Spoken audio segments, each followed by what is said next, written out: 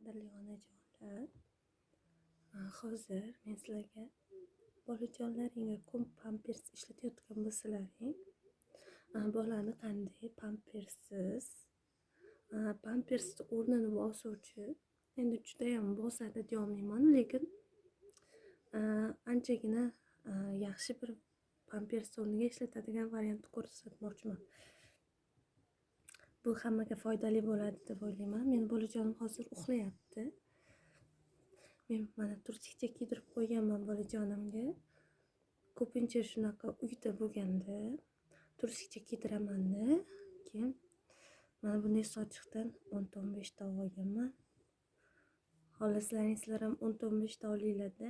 Xuddi mana shunday qilaman-da. Tak buni mana shu aylantirib mana tursikchani ichidan kiydiraman bolaga. Keyin ishtonchasini kiydiraman.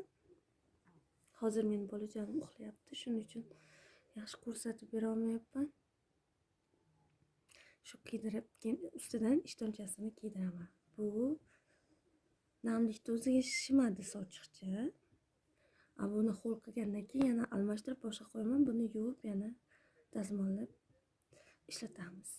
Sizlarga foydali bo'ladi deb o'ylayman.